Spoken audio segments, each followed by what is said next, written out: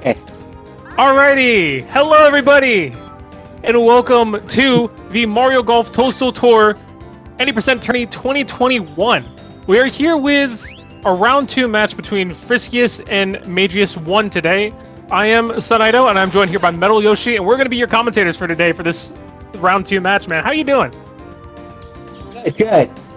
Yep. It's a rare opportunity to do something like this. I'm a long-time washed-up veteran of the game. So Nice. I'm starting to realize that I'm getting a little too old for all of the speed stuff. But so I do as any athlete does, and they eventually become a commentator. Hey, man. Hey, man. Any type of knowledge you can bring to the table is very much appreciated. But, but yeah. Right, So well, I believe we are waiting on them to start. But yeah. So Mario Golf Toadstool Tour, very fun game, very interesting speed game. It's been seen around at a bunch of running events for past couple years and probably even longer than that, man. It's always great to see this game being played. We will see two major differences here between the runners today. Mageius will be playing on the NTSC version, while Friskiest will be playing on the Japanese version. So I know there were some slight differences between the two versions. Yes. And Friskiest probably has the advantage with the versions. But overall, it's going to really matter on to their decisions in game, their routing, and trying to play the lies the best they can. Absolutely. So primarily with the Japanese version came slightly later, so there were some changes. It's kind of weird that usually the Japanese version of a game would come first.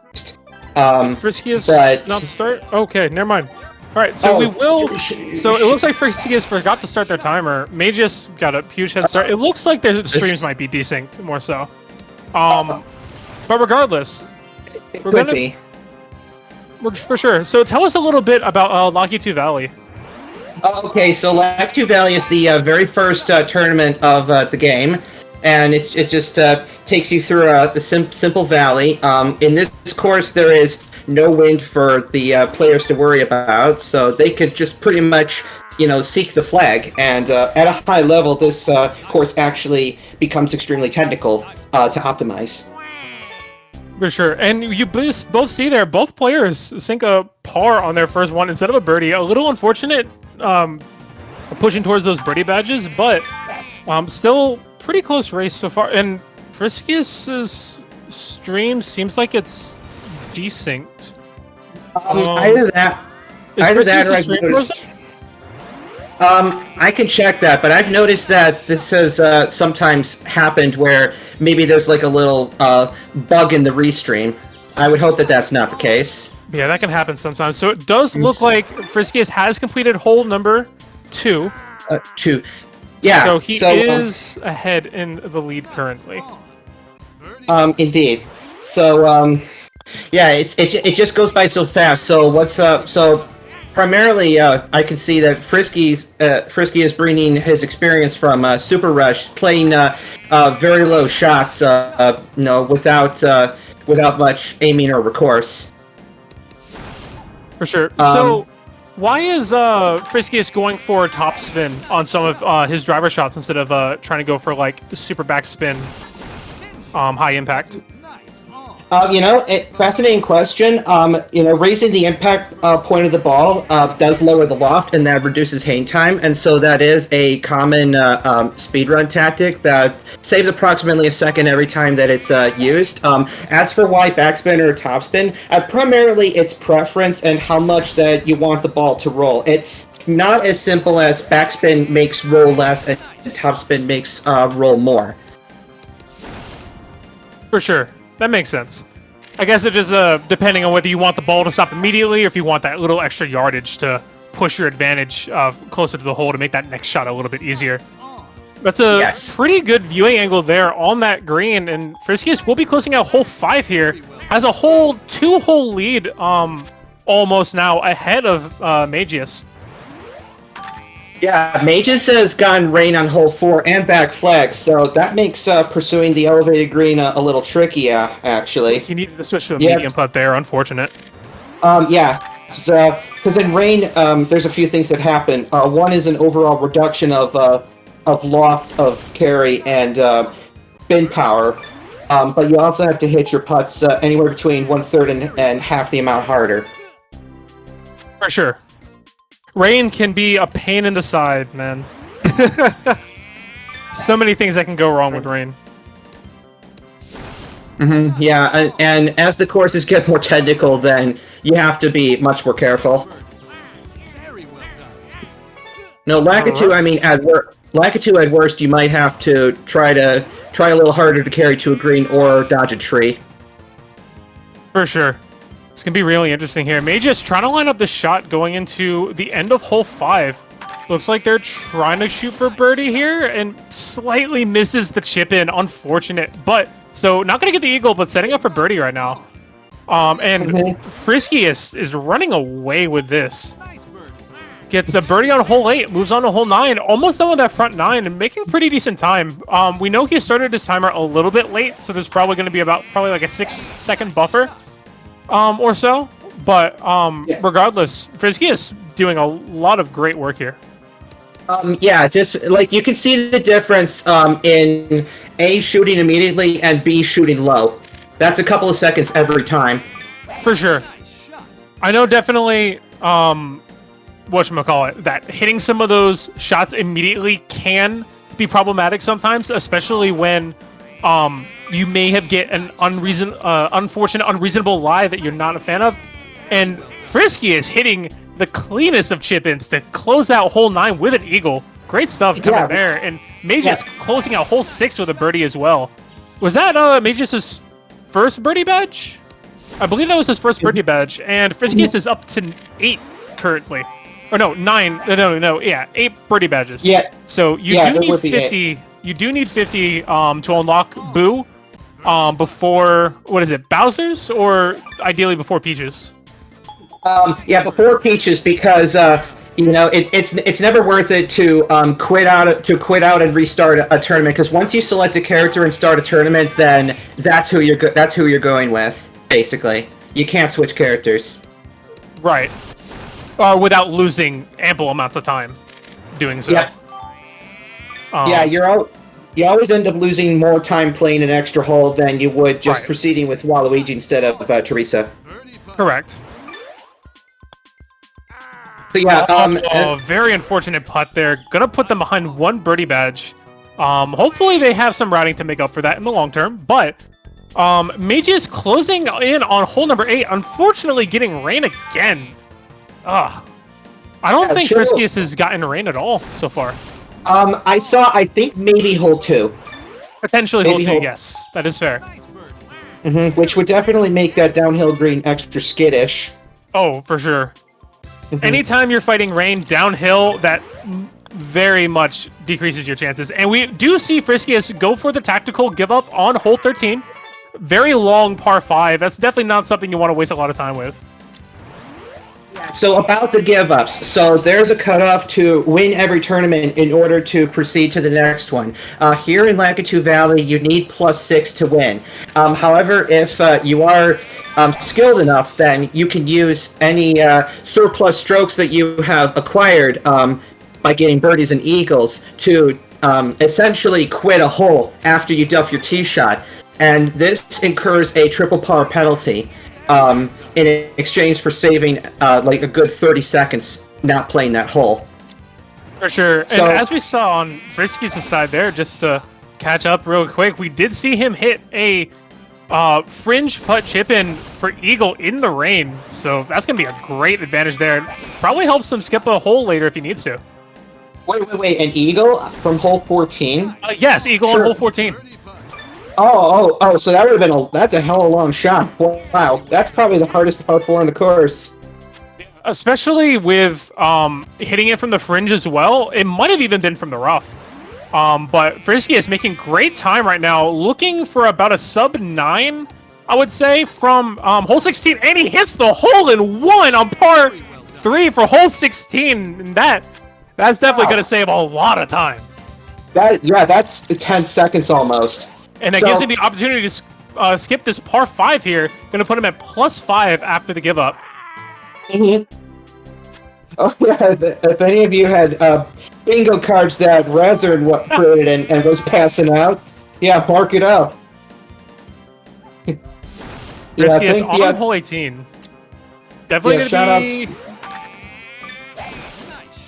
Okay, so Frisky is definitely taking a lateral approach to this hole. He's intentionally stopping his drive short in the rough and playing a steener out to the green. So that actually saves a couple of seconds if you could pull that off. But unfortunately, going to lose a few though with that par there. Unfortunate curve on that green. But we will see Friskiest finish Latitude Valley around 8 minutes and 30 seconds. Definitely not bad. There could be a little bit of a delay there between starting it and the stream desyncs. But regardless, Mageius has some ground to work up. Yeah, sub-9 is remarkable. For sure. I mean, as you do progress to these harder cups, though, we will see a lot more strategy involved and a lot more precision involved as well with these harder courses, because you got to hit those cutoffs, and it's going to be harder. But as long as we see good and consistent play and some really good routing, Friskiest is definitely in the position to take this right now. Yeah. So if you play 16 other holes birdies, then you can skip 2 par 5s. But even professionals have a very hard time pulling that route off. Yeah, getting 16 birdies on courses is very hard. That's why sometimes you do have certain holes where you can have some backup strats for eagles and to be able to get that extra under par score to help mitigate that cutoff. But of course, there's volatility inherent with the game. Now that Frisky is past Latitude Valley, there's wind to consider. So, and this wind can go in basically an almost infinite number of vectors that are involved. So you could basically only rely on some set procedure if there is no wind, unlike Latitude Valley. For sure. And we are seeing Mageius had a very nice slice on the second shot on hole 13 currently, but unfortunately misses the birdie putt. Misses the birdie putt and will make par on hole 13. Gonna probably be finishing this course in probably about sub 13. So definitely gonna be behind, but if Friskiest gets unlucky with some of the wind RNG in addition to some of the pin position, and like maybe messing up some of the backup strats for those altered RNG factors, like we could see Mageius pull up and come back for sure. But Friskiest is definitely showing more experience here so far. So worst case scenario is that you miscalculate the penalty strokes that you use in giving up holes, and you can't make up the deficit at the end of the round. And that'd be very unfortunate. Yeah, this happens a lot to professionals, especially as they're trying to optimize and squeeze ever harder. Like it'll come to where we will resort to trying to finish off the shifting sands course birdie eagle, from like +7 to +3 to advance. Yeah, one thing that I have noticed about Toadstool Tour is that their cutoffs are very particular. They have no wiggle room at all. So it's either hit that cutoff or bust. And definitely you do not want to put yourself in a position to where you cannot hit that cutoff. No, yeah, exactly. They're predetermined. So, don't let the standings of the made-up CPU players fool you. Because I know in some instances, mirroring Mario Golf Advanced Tour, for an example, some of the cutoffs in that game are very lenient and allow you to have maybe a 1 or 2 under or over par difference. But in a game like Toadstool Tour currently, it's very unforgiving. Yeah, so we see Friskiest almost getting the ace on hole 7, but gonna pick up the birdie. Yeah, I think maybe tried some premeditated idea but wind did not cooperate. Yeah, almost had it though. And we will see Mageius closing out on hole 16 only 2 holes left to catch up past Latitude Valley. That's a good question. Will Mageius risk skipping 17 for the par? No, Mageius is playing out 17 at -9 currently, I believe. No, -4 currently. Does not go for the whole skip. Would be a really good chance to save some time and catch up into this competition. But save a little bit of time. Not going to recognize that. You know, I mean, if for whatever reason you're not confident in parring 18, because if you don't, then you know, start over. That's fair. Or you could just have to, like, you know, skip 18 when you come to it, and that's probably about a 10-second difference between skipping 18 and skipping 17. Correct. Now, noted, Mageius is out of power shots currently on hole 17, but gonna line up for the birdie putt here on 17, and he does sink it. Going over to hole 18, we will be able to see Mageius closing out maybe just a little bit under 1430 for Latitude Valley, moving over to Chi-Chi Falls, as we see Friskiest get another eagle on hole 10 as we move over to hole 11 for Chi-Chi Falls. Wait, was that an eagle? I just saw Waluigi like pump his arm. He didn't jump. Wait, did he eagle? I'm pretty sure that was an eagle. Oh, okay. Unless I'm mistaken. Okay.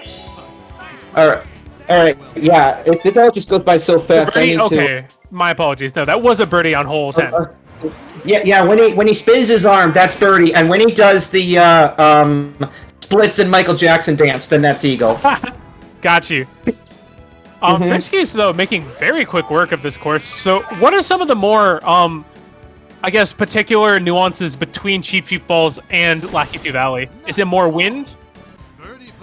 I mean, in addition to you know, slightly more wind, you still have only 2 possible pins in play, but just in general, contours of the holes and the greens are a little bit trickier, and average hole length is a little greater. Sure. Yeah, that definitely shows like the slight increase in difficulty as time goes on throughout these courses.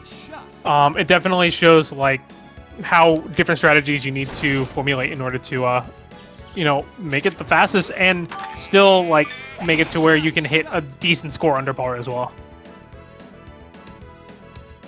Oh, almost chipping it in there.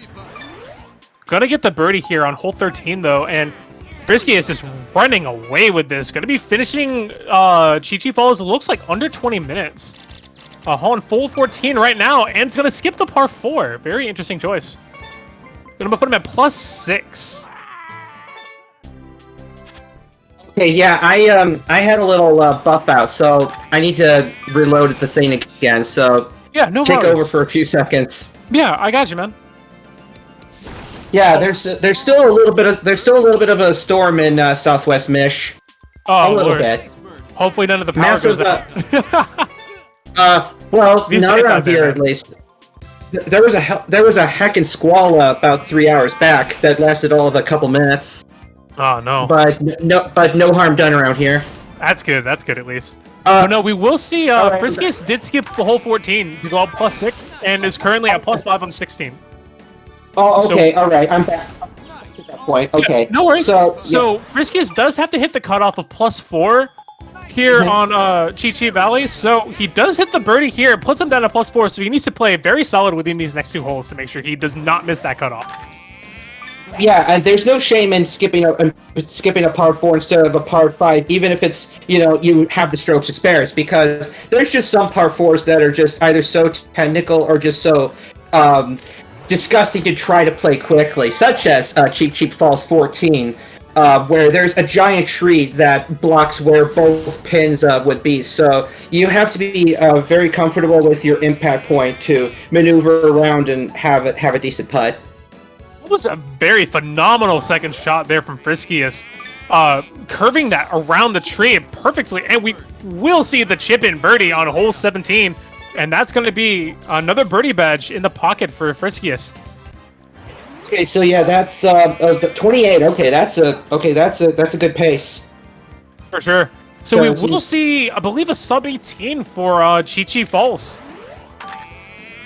Wow, that's yeah, it'll probably be sub 18. That is very fast. That is very fast. Friskiest is currently building up those birdie badges, so we will see Teresa in this run. Currently at and then 29. Oh my god. and then Mage is ghosted. He's ethereally on the water there. Had to do some maneuvering around a pair of trees after the tee shot, and then that timing is hard because what happens is your character essentially turns like semi-transparent, and you're mercifully given half the swing that you normally would. That's very tragic bogey there on Mageius' part. The ball skipping over the hole just very slightly, just a little too much power. But we will see Mageius trying to make some roll back as he does on Cheap Cheap Falls, hole 5. As Friskiest enters Shifting Sandland for the Sands Cup. Yeah, so approaching Sands Classic. Friskiest lining up for Eagle. Oh, just 2 feet short of Eagle. Almost getting that. Very nice lineup there, but went for the super backspin instead just to compensate for the green there. Minor correction, this is the Japanese version, so they use meters for distance on the green. That's probably about like 4 or 5 feet then. But still a very good stuff there by Friskiest. Well, it's... So I use about, I use about 3 1/3 for the conversion factor, so it was about 8 feet. But not bad, though. Very good shot. For sure. And it does look like, unfortunately, Mageius doesn't know that A is the speed up button and not the start button, unfortunately, so that's making him lose some frames. Well, I mean, it's little by little, It's little by little. So, but that will add up over time, unfortunately. Yeah, more about Sands. So it is at least as much of a bump up in difficulty from Cheap Cheap as Cheap Cheap was from Latitude. So as inherent, hits the wall on the rock there. Very unfortunate. So either must have panicked or forgot to set the fade or whatever sort of happened, because his intention was to try to push the ball left and have it curve back right, and that's called a fade, but must have slipped out of it, and as a result smacked into the cliff face. Yeah, unfortunately going to be getting bogey there. Definitely going to be setting them back by 1 under par, but 1 over par. But Friskiest is in a good position right now to be able to make those mistakes. But obviously, we're trying not to make those mistakes in the long run. But it's all a learning experience. Unfortunately, missing that putt there, and we will see a par on hole number 4. Yeah, those downhill ones are tricky. So yeah, more about Sands. Like in general, aside from the cutoff going from +4 to +3 to win. Also, average hole length gets longer still, and there's much more bunker and a new lie called waste area that I will just leave that up to your imagination what that is, but that's what it's called in the game. And yeah, waste area. It's almost like a dried up patch of grass. I just got like super hard that you just can't like grow anything on. And very difficult to hit out of. For sure. And there's a lot less water and generally less trees, and whatever trees there are, they're just cacti instead. The thing that I find the most funny about Shifting Sandland is that it is possible to get rain in Shifting Sandlands. Yes, it is. So it is for the far left right here. Oh yeah, hole 7 has a shortcut where you can just pretty much ignore the dogleg entirely. However, unfortunately, hitting the waste area there. However, you need very precise distance to make it over there, and also the second shot has a more difficult angle to the green. So essentially, where he'll be shooting from, the green is perpendicular to his shot plane, his trajectory plane. So that makes it a lot harder to stick your shot. Almost shipped that in for Eagle. If that was bounced a little bit more to the left, that actually would have went in. And Friskiest is on great pace right now. At 34 birdie badges, we're going to see Teresa by probably the end of Booper Bay. Probably. Yeah, I mean, Yeah, Sands is challenging, and Blooper Bay is more challenging still. I think it's a toss-up. Is it possible to see Teresa before Blooper Bay? Yes. Okay, that's an excellent question because there's 18 holes on the course, times 3 is 54 holes. So you could, if you wanted to, try to grind for as many birdies as you can so that you would have 50 before you finish Sands Classic. However, this is not an optimal idea in any percent run. Not one because of the added stress of attempting to accumulate birdies, but also because you only have 4 spare holes of wiggle room to deal with, and that includes any that you would want to skip. Whereas, in high-level play, you're looking at skipping like 6 holes anyways among the first 3 courses, and the time save that you get from those extra skips more than offsets the time saved using Teresa in Blooper Open versus Waluigi or Bowser. For sure. Makes a lot of sense. We will see Mageius closing in on the back 9 now for Cheap Falls. Yeah, Mage is on CCF 12 right now. Correct. So it does seem like Mageius is playing out all 18 holes on all these courses. Yeah, it's just, I don't know, probably not comfortable with the skipping because, yeah, the triple par penalties are pretty scary, and with very few exceptions, it's not worth skipping a par 3 because you could just literally tee shot to the green. But there's a couple of par 3s that are difficult and take a while because of the extra hang time going downhill. And you'll see Frisky get to one in due time.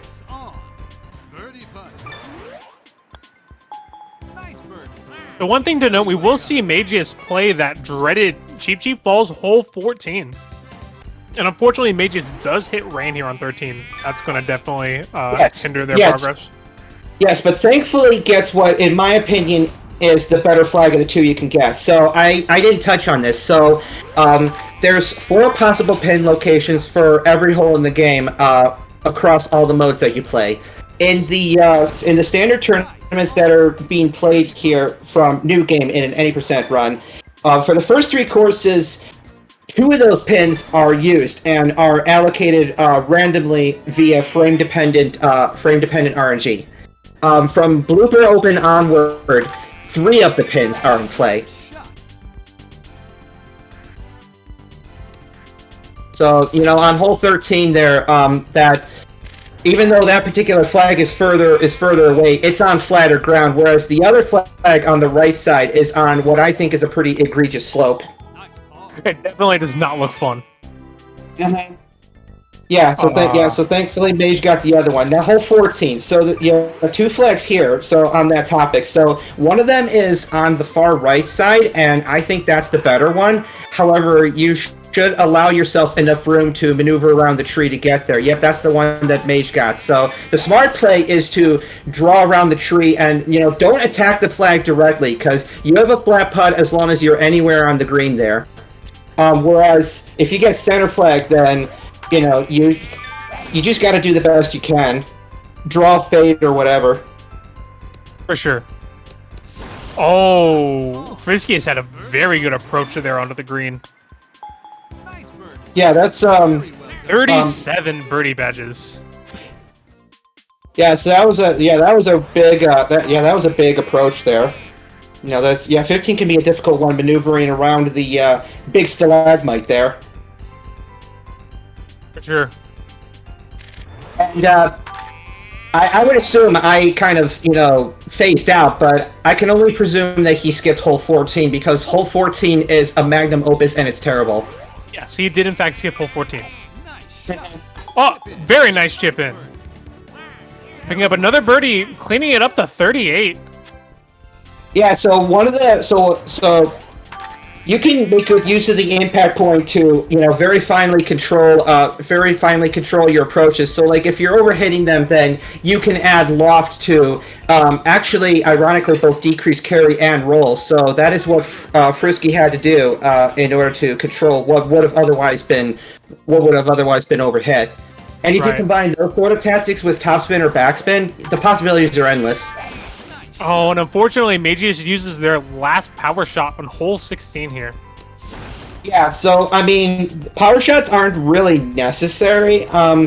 Like, the only thing that would be missed upon is under green and red chance on 17. But that is very advanced and hard for even pros to pull off. Oh, for sure. We'll see Friskiest lining up the chip in on hole 18. Will it go in? No, it won't, but it almost did. Almost scoring eagle there, but we will see the 40th birdie badge on Friskiest' end. Only needs to get 10 going into Blooper Bay. We will see Teresa going into Peach. Well, yeah, what's that green made out of? Fly paper? Friskiest is on an insane pace right now. Under 30 minutes going into Blooper? This, like, might be a sub-hour. Yeah, 28 extra sands. Could be. It's possible. It's possible. It's very possible if he keeps up this pace. Yeah. Second half is really hard. He'd have to play out of his mind for a sub-hour. Oh yeah, but yeah, it definitely is possible. Yeah, going into it. I love this music. I love this music. This music's great. Yeah, I love it too. I love it so much that I've made a metal arrangement of it. Nice. So, yeah, one of my hobbies is scouring the internet for MIDI files and putting them in a program and just churning out metal from them. Nice, nice.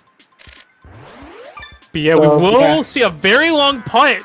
Very unfortunate green there. Would go ahead. Very edge of the short. Ooh. We'll see Mageius on hole 14 for hole 18 for Latitude Valley, and we will see Friskiest, as he mentioned beforehand, he will be skipping hole 2 on Blooper Bay, so he's going to need to make a very, very cautious decision and play very safe. Yeah, it's a risk because so this is why this is such a pivotal decision. So right now Frisk is at plus 10. Cutoff is plus 2. So essentially Frisk is forcing himself to play very well, acquire at least 8 birdies to recover that deficit in order to make the cutoff. So there's one. So essentially Frisk is playing this as if he wants Teresa for PCG. Because so like right now so in his mind, it's like, okay, I need 7 for cutoff, but 9 for Teresa. So in a sense, both goals kind of align, and you need a lot of confidence to do this. Otherwise, many other player would just opt to rack up birdies. Ouch! Oh, that was Okay. Okay, so he's opting not to take the bodge there, or try to make the chip and just starting the hole over. Okay, I would have just continued, but I mean that would, if he missed the chip, that would be back at plus 10. And okay, so yeah, that's interesting. That is an actual, honest to goodness restart. Yeah, I don't think it's too bad of a restart there. Like, Friskiest has a. Oh my gosh, that was definitely worth the restart. Hitting an eagle there. Friskiest with a statement. Are you joking? Friskiest is on fire right now. Yeah, I mean, if you want to do something like if you're doing that, then I guess it is worth the restart. Yeah, I'll just reset this hole and just get a chip in eagle real quick. Don't worry about it. Hey, Lamau. Still loses 20 seconds, noted by Blue Candy, but that puts him in a great position moving forward. Yeah, it loses time with swagger. That's an eagle that he doesn't have to try to go for on hole 9 with one of my longtime memes, which we'll get to when we get there. But yeah, Mage is starting Sans Classic now, and yeah, things definitely heat up significantly. You will want to time your sweet spots because otherwise you will find yourself on the beach more frequently. Pretty frequently. This is a crucial putt there. Yeah, I would not advise a putt out of bunker like this. I would only advise it like if it was, say, like Mageius is in a very unfortunate position right now, but putts it and maybe now is where you slam out the putter. Yeah, almost takes it under the green there though. Mageius looking for a chip in. Autos. Yeah, it was just the right idea at the wrong time. Aww. Almost makes it. Cross the auto and darn.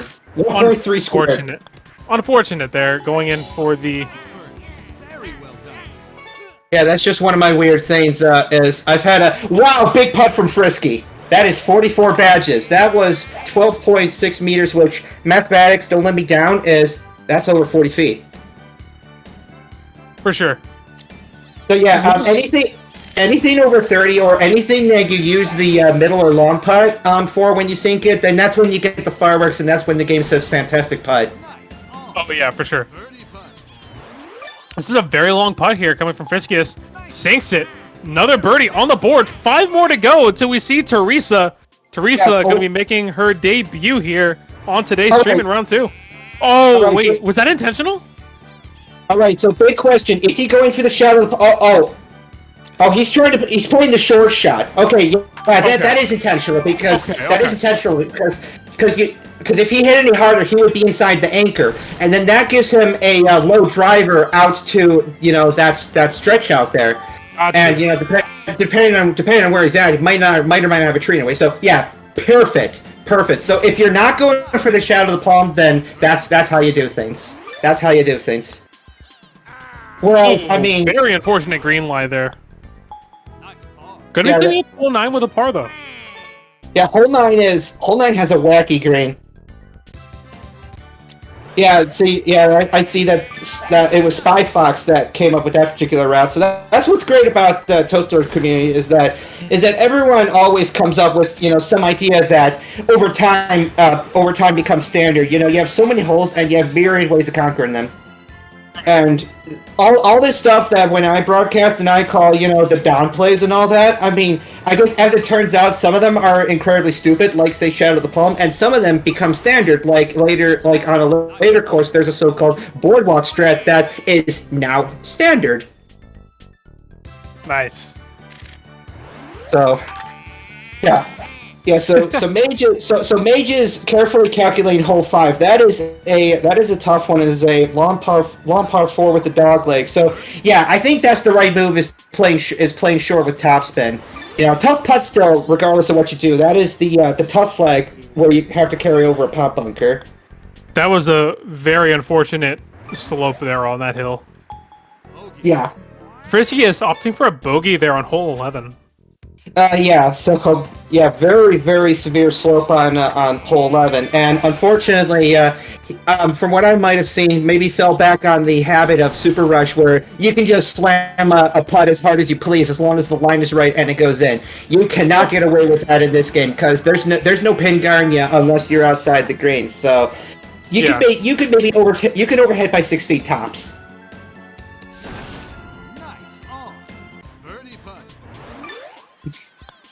Yeah, and they're all chortling about Boardwalk, but we'll get to that in due time.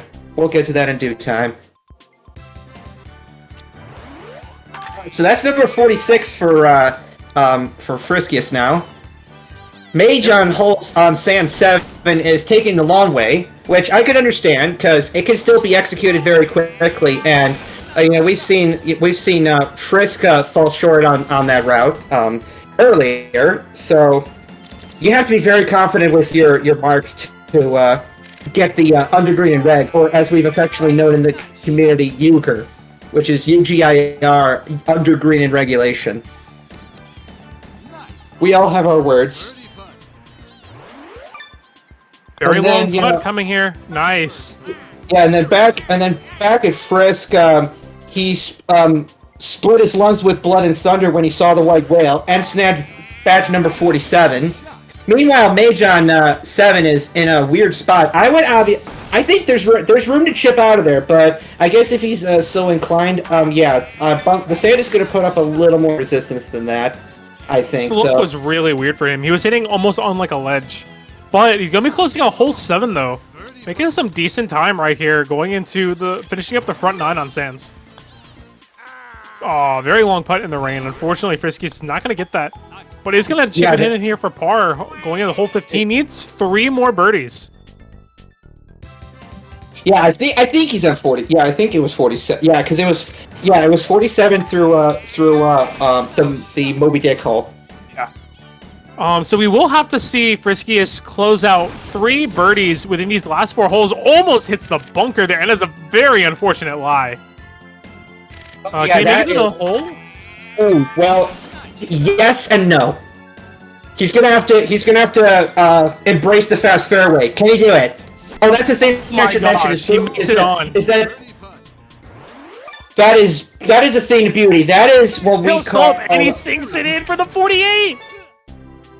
That is the thing of beauty. So I should mention fast fairway quick, since this is all going so quick. So Blooper Bay, that is a new gimmick from Blooper Bay on, where you see that like those bluish patches on the fairway that almost kind of look like AstroTurf. That increases the bounce and the roll of your ball significantly when you land on them. So usually it is not advised to carry your ball to the fast fairway directly, but if you need the extra yardage, then holy heck, go for it. Sure. It's definitely good because you can do some Oh, unfortunately misses that very long putt. Monster putt. Look at that green. Okay, yeah, that's respectable. That's respectable. But back on the topic of fast fairway, there are a lot of situations where you can utilize that to your advantage, either with super top spin or just like decent impact to help move it forward. Very good positioning right here for this 49th. Needs to get 2 more for Teresa. It gets 1 more. 49 going into hole 18. Has to get this birdie, or else we're gonna be playing peaches with Waluigi. Yeah, he took the skip. He took the skip. So it's do or die for Teresa. Yeah. This is going to be a very hard... He does have power shots on deck, so this is very doable, but hole 18 is not one to be messed with. Yeah, you just attack the fairways. Just attack the fairways. And then, the third shot is what's important, because that's a tricky one. Really elevated green and surrounded by a lot of bunker. For sure. That first shot is so crucial to set up the second and the third shot, because you need to get around that big wall and get up to the next incline. Yeah, and there's a lot of these holes. It's genius. It's like there's only a few trees, but they're positioned so strategically. Okay, yeah, very carefully. All right, and he sinks it for 50. Teresa is coming out to play at Peach's Garden, Peach's Castle. Sorry, Peach's Garden is the Super Sluggers. The pain of being a couple seconds behind. Wow, clutches Teresa for PCG. So. Okay, so what is great about Teresa / Starboot? Okay, so up to this point, the main character has been Waluigi, and he maxes out at 209 with the driver. Teresa maxes out at 253, and so she mathematically, so she's about 20% stronger than Waluigi is, and that matters a lot. That matters a lot. Boo's putts are a little slower, but this is offset by the massive opportunities that are enabled by the combination of being able to spam lower tee shots without much fear, and also having the chances for eagle on every par 5. For sure, the chances for eagle on every par 5 is going to be one of the biggest pluses to having Teresa here on Peaches. Mageius closing out on hole 12, though, trying to find a way to make it around this canyon, though. Yeah, so you definitely have to aim sufficiently far left, otherwise that could be in your way. I don't even think a big fade will get you to the green, so if you can't get to the green, just get somewhere. For sure, you got to make it as far as you can with the tools that you're given at that current time, so... But Mageius trying to find a way around it, though. Gonna go for the power shot with a 7-iron and gonna lose it, unfortunately. So not going to have a power shot for the rest of the holes, though. Powers. That will sting.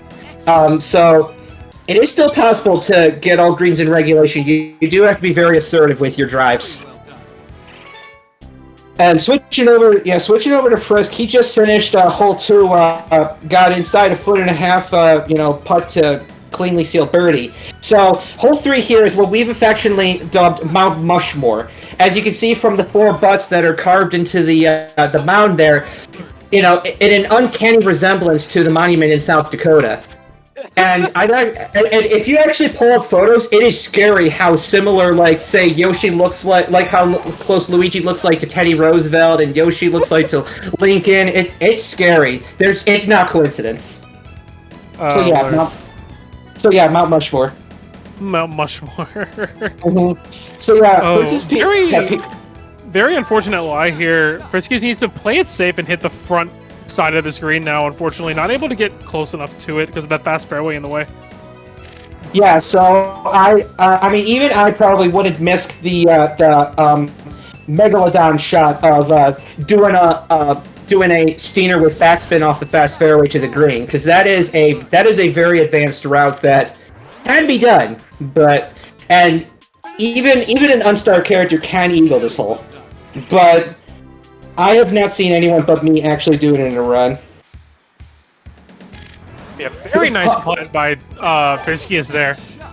Putt though.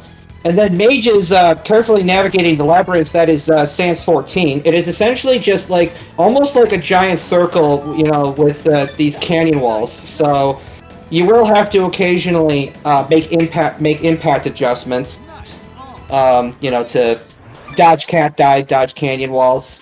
And all three shots can be pretty long, so that's why it is one of the most commonly skipped holes. Looking like the restream is having a little bit of trouble capturing the end of Mageius' hole 14. So we will be back with that momentarily, though.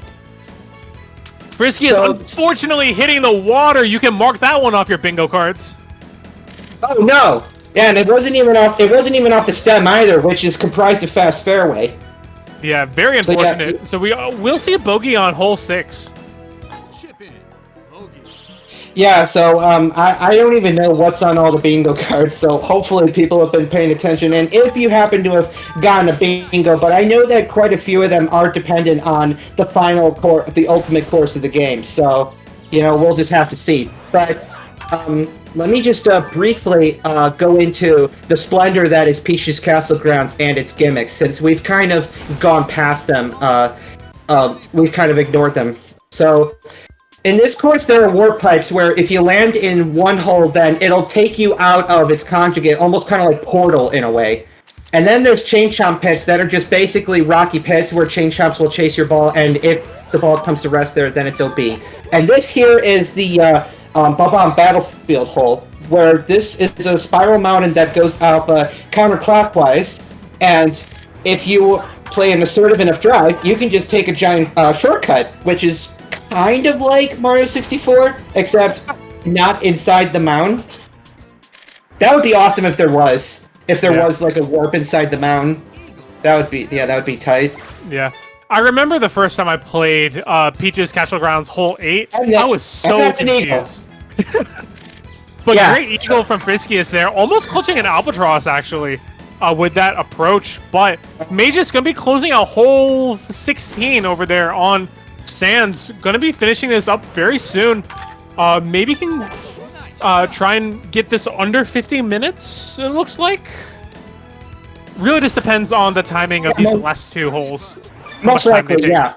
Yes. So it's a 3 and a 5, and the only stipulation is +1 or better. That's the only stipulation, because otherwise, not making cutoff. Because cutoff for Sans is +3. Yeah. So Mageius does score a birdie there, so definitely going to get him to +1 and in prime position to be able to finish this up as long as they don't hit a bogey or double bogey on this. Oh no, yeah, double bogey on this hole. No, even with double bogey, they'll hit cutoff. Yeah, double. Yeah. Hole 10 PCG on Friski's side is very technical. There's a lot you can do, and generally the best route is just kind of going, you know, straight down the middle and hopefully dodging like a thin stretch of fast fairway. And yeah, Frisky did that, but I think missed the putt, so manages to squeak out par, but does so quickly and safely. Hole 11 is a highly elevated green situated on a stony Koopa Troopa shell, and in the rain you have to hit very high. You will not believe how much rain will take that loft down. Sure. Now, we do need to be a little bit careful here, because we do see the chain chomps come into play on hole 12. Correct me if I'm wrong, but I remember correctly, if you hit the chain chomp, do they eat it and it goes out of bounds? Or do they knock the ball back towards? No, I mean, they don't really move your ball per se. Although, your ball hitting them will kind of make it stop in the pit. So it's generally not good. But a very brave player might opt to try to roll through the chomp pit and onto the other side. Very close and unfortunate putt for Friskiest. Almost got the eagle there, but unfortunately gonna miss it just by a small margin. We will see Friskiest at -9 currently, so definitely in a good position to be able to skip one of the later par 5s within the last couple holes to be able to hit that -1 cutoff. Or, I'm sorry, that +1 cutoff. Yes, so there's some possibilities. So -9 right now is good enough that if he plays scratch, then he can skip 18 for +10 to end up with +1, and that's good enough. For sure.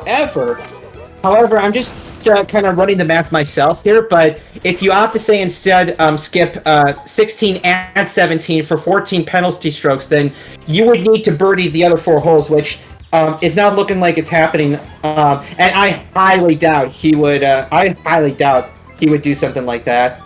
Oh, okay. So he is opting to skip 14, maybe in lieu of skipping 18. That's what it looks like for sure. Yeah, because 14 is a disgusting hole. Even though 15 and 16 are both also disgusting. So really, it's pick your poison. Yeah. So we do see Mageius in a very unfortunate position here on blooper 1 in the sand here. Almost gets the chip in just a little bit far to the right. But Mageius unfortunately getting a bogey on hole 1. Just a tiny slice. Yeah, just a slight. Yeah, and hole 15 and PCG 15 is disgusting because it's long. So basically, it kind of necessitates you to try to interact with the fast fairway. But usually, that ends up meaning that your ball will just swoop over too far. So yeah, you need very good shots to secure birdie there. The nice thing about Friskiest' position right now with Boo on PCG is the fact that he doesn't have to worry about necessarily getting these birdie badges anymore. He can play it safe, get the fast par if he needs to, and only really focus on making that cutoff now. Exactly. Yep. Because he's already got the Teresa. Very tricky putt here, but going to sink it. Up to 60 birdie badges. Very good stuff from Friskiest today. He's got waterbound on blooper too, so that'll necessitate a restart. Yeah, unfortunately. No, just gonna go to the continue on what did they last leave off? Blooper 2. Okay. So I think he's trying to decide whether to just start over, with +1, or continue his file, 1 hole in. Right. Very nice par there coming from Friskiest. I think I missed it, but what might have happened was that he ended up in rough off the drive and then tried to, get up from there, but then maybe either hit the tree or couldn't get the sufficient loft out of the rough. Because the last thing you want to do is club up too much out of rough, because I forgot to go into little nitpick tech things. So on the bottom of the meter, there's a red bar. So the little gray bar where the meter starts is our sweet spot, and the red bar is the impact zone, and this red bar shrinks if you club up or if you're in bad lies, and if it shrinks to a tiny point, then you have to be frame perfect, otherwise your ball will duff horrifically.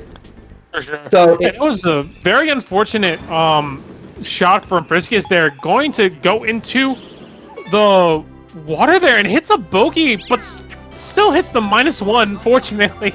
Unlocking Bowser's and heading to the final course of the game. Unfortunately, it does not look like they're going to get the sub-hour, but it looks like they'll be able to finish this right roughly under hour 5.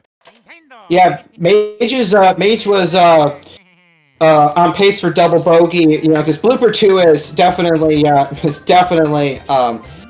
toughie, so especially in rain. So kind of forced to start over, because if he'd end up at +3, then trying to fight against that cutoff, just does not want to take it. Friskiest going for the great strat that you can do with Sarisa here, going for the slice up to the top immediately in 1 stroke without having to take the second one. Going to try and get birdie here. Yeah, so that's one of those holes that kind of like has this switchback thing, but because Teresa has a large natural draw and Friskiest imparts additional artificial draw using the impact points, this creates such a curve that it just totally bypasses and goes up the cliff anyway. Friskiest going for boardwalk strats? Yep, looks like boardwalk. Hit the sweet spot, yes. That is what. Well, good camera pan. So, yep, he's in play. He's in play. Yeah. Didn't land on the boardwalk, unfortunately, but puts him right outside of the green. Unfortunate, but we could see a potential chip in here. Yeah, some disgusting RNG and not quite catching sweet spot. So that'll hurt. So close, but does make par. Mageius finally closing out Blooper Bay hole 2 and finishing it with a par instead of a double bogey. Much better position than where he was before. Not bad, not bad. So Blooper 3 is very highly elevated, so I generally recommend clubbing down.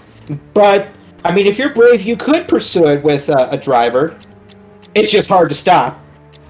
And then Frisky on hole 3 takes it straight to a bluff that is guarded by a brick wall. So you have to be somewhat careful with your distance to stay on. But yeah. And then sticks the green for a Euger. Can you get eagle? With the eagle on hole 3. Wow. Making moves out here. That is big. That is big. Gonna save it probably about the upside of maybe 5 seconds. But are we gonna see a hole in 1? Oh, just slightly veering off to the right just a little bit. Yeah, that's that was an assertive setup because it's got an uphill green and using a bunch of backspin on a 7-iron, so that bites a lot.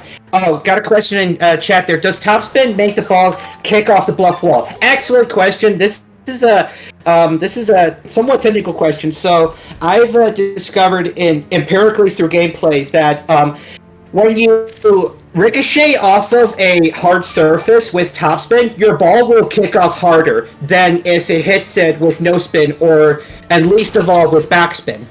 So, depending on how much you think your ball is carrying, then that can definitely dictate your choice of spin as you approach the wall. Like the best thing you do for that is to either land just short or land at the very bottom. Anything else and you either are nudging against the wall or you bounce off OB. For sure. A very precarious shot here. You're gonna land under the wump? No, bounces out underneath it perfectly right into the fairway. Right, almost before that bunker rolling in potentially, but gonna save it there. Gonna get onto the green. Very. Oh no, we're having a slight desync here from Restream. Very assertive. So Bowser Badlands introduces its own gimmicks. So on a couple of earlier holes, there were floating boos, which will make your ball drop like a stone if you hit them, which is usually a bad thing, but can be a good thing. And then starting in hole 5, there are bombs, giant bombs, which if you hit them, well, they go boom, and usually your ball goes boom off heavens knows where, unless you gently caress the bomb, then maybe you'll be fine. And then from hole 6 on, where there's the thwomps, which levitate above the ground and can serve as an impediment to your trajectory in the air. Oh shit, we completely. I'm sorry, bad word. That's my one bad word. So yeah, we going up to hole 8 is the magnum opus of the course with giant volcano and lava flows and gargoyles, and there's a tiny platform to hit to that cuts the hole in half that Friskiest manages to go for, and yeah, totally gets the Euger. That is astonishing. That is a hard route, especially if there's bad weather. A lot of pros actually will opt to skip 8 because of how long and difficult the setup can be. Sure. We do see Mageius closing on a hole 7 over here for Blooper Bay now. Oh, unfortunately hits the bomb on Friskiest' end, but sets him up for a decent shot. Going right into the gullet of Bowser. Mm-hmm. And then get some decent backspin here too. Oh, into the rough. And then Mage slams into the water. unfortunately, either didn't acknowledge or mistakenly carried to the fast fairway, and that can have consequences. Oh my goodness gracious! You do not want to end your progress there, because his last save was on hole 2, and that would have sent it back. He accidentally almost ended the game. That would have been so tragic, but Mageius recognizing that and saving instead, and is going to continue from hole 7 here.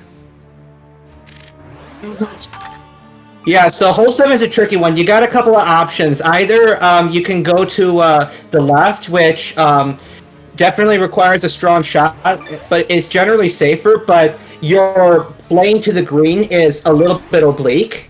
Although being closer generally does make up for it. Whereas if you opt to just, play straight and short to the right, then you have a more parallel and quicker setup to the green, but you're further away. For sure. All right, we're going to see how Friskiest is then going for hole 11 here. A little unfortunate with that backspin, going to be in the rough, unfortunately. Hitting the back end of that green, it's not... Yeah, the dreaded clown car. It's a very weird, it's got that background noise, that and all that, and it has a distinction of being one of the few greens that is suspended. And with a suspended green, you can take advantage of a crazy portal teleportation warp glitch, where the hitbox of the cup extends vertically beneath, and if your ball manages to hit within that line, then your ball just upwarps. And that is something that you just will not see RTA. It's sort of like it's like for exhibition and lulls only, although it is used for some time save in the tool assisted run by Blue Candy. Nice. So we will be closing out hole number 12 and moving on to the last, what is it? Last 6 holes of this? Yes. Friskiest is currently closing in a sub 105. Very possible if he keeps this pace up. Yeah, so hole 13 is the only hole that has these dreaded grates set up, and they take up more area than you would think they do, especially if your shot is going through 2 of them. So he's wisely trying to set up some kind of fade that only goes through 1 set. And honestly, getting the back bunker. My advice literally is don't pursue the pin. That's good. Just hit a quick steamer to the bunker, because the bunker will stop it just fine. Yeah, almost actually chipping that in for eagle there actually. Yeah, very respectable, very respectable. And then Mage has recovered nicely. Need to look over it. He must have had a birdie or 2 at some point, but now is at even, and clean birdie putt. So it's 1 now at hole 9. So. Going into the back 9 on bloopers with some pretty decent buffer right here. Going for the island, actually, next to the hut. Going to be a little bit of a dangerous play, especially if it bounces off that boardwalk terrain. It could end up in the drink. It's the cabana round. Oh, no, it is going to bounce off the boardwalk, and it's going to go into the water hazard. Very unfortunate.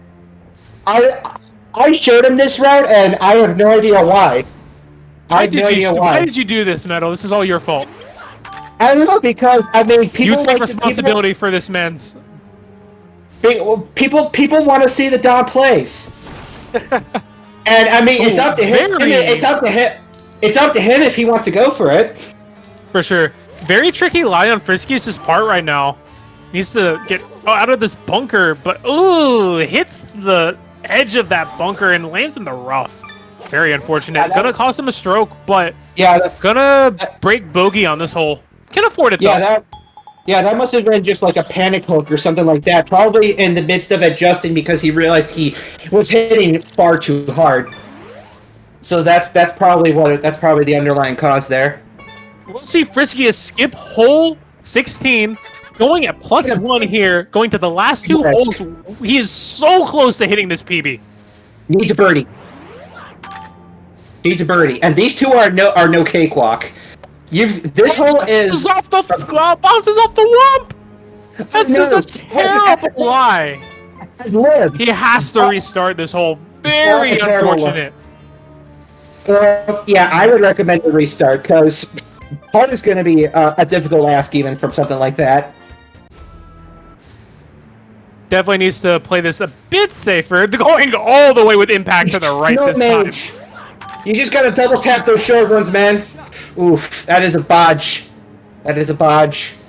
On Blooper 11. Oh, bounces off the waist area. Oh, lands on rock. Barely stopping there on rock. That's rock, and he dodges the Womp Shadow. Yeah, that's another one of the new gimmicks, is that those guys are, like, basically walls. They're walls on feet. And if you if you stop in their shadows, then there's a little cinematic that plays and they'll smoosh your ball, just like Thwomps do. That was a very scary lie. A plus 20 resistance. That could have ended very poorly. Rip the 103 on Friskiest' end, but we still have a chance to get the 104. Yep. So I should maybe briefly explain that because I've never touched on it. So on the lower right corner where you got see Toad holding the sign, it's got some percentage numbers. So that is distance variation, and this is set upon the power of every stroke that you take. And depending on this deviation, you have 1 second to read this and adjust your shot accordingly, whether it's changing the spin that you were planning to use, or the impact point, or using your manual timing to impart a slice or hook. And it seems as though we have a minor restream freeze on Frisky, so let's swap over to Mage. And now, Mage is taking on the White Whale, Moby Dick, or perhaps one of his brothers. No, this is okay. So yeah, okay. Yeah, split your lungs with blood. Yeah, splitting the lungs with blood and thunder. Yeah, I guess the White Whale is causing some complications. Makes the birdie. Frisky is finally getting up to that even. Needs to par hole 18 as we go into the last hole on Bowser's. Go for it, Mage. Go for it. Go for it. Yeah, 206. You can still make it. Unfortunately, Friskiest does choke the PB. Very close stuff. Unfortunately, making a couple bad decisions, but at the end of it, still being able to clear up this birdie and securing his advancement to the next winner's round and taking the round over Mageius. Very good stuff from Friskiest today, showing a lot of knowledge. Yeah, so Frisky then moves on to battle Mason in the next round, and Mason is at least a good intermediate player. He's done a few rounds, but yeah, I mean that was stellar from Frisky. So Mason will have his work cut out for him. For sure. So we will cut back here to Mageius for a little bit, just to see where he's at. If he wants to finish the run, he's more than welcome to. So we're gonna see where we're at right now. We're on Blooper Bay, hole 14 currently. So this was the one that we saw Friskiest skip earlier. Very unforgiving hole. Wait. Was it hole 14? Yeah, it was hole 14. It was different hole 14s. There were different hole 14s. Was it Cheeps? I think he skipped CCF 14 and he skipped PCG 14. Yeah, so after Frisk skipped Blooper 2, he couldn't skip anymore. That's right, he skipped Blooper 2. Yep. Yeah, so 2 and 14 would different one then.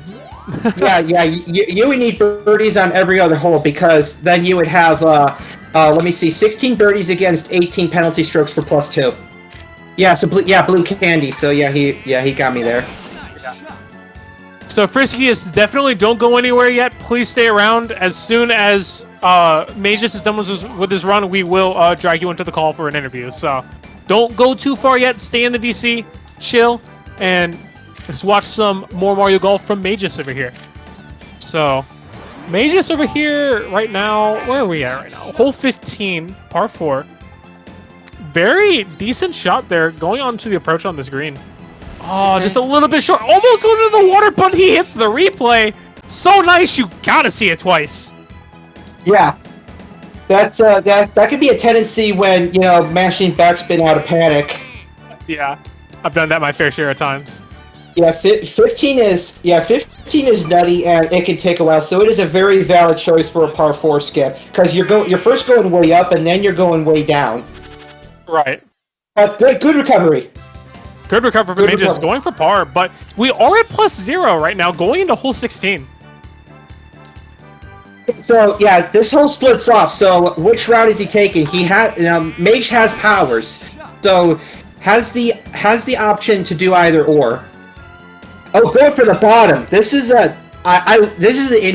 interesting choice because you could potentially be left closer to the green, but you have a little bit less to hit to, and you're going quite a ways uphill. And depending on which one of the three flags you get, you might have a relatively oblique angle. But I'm trying to see. Yeah, that looks like back flag. So I think he's got a good angle regardless, but just has to know to set the impact point down to hit a high shot.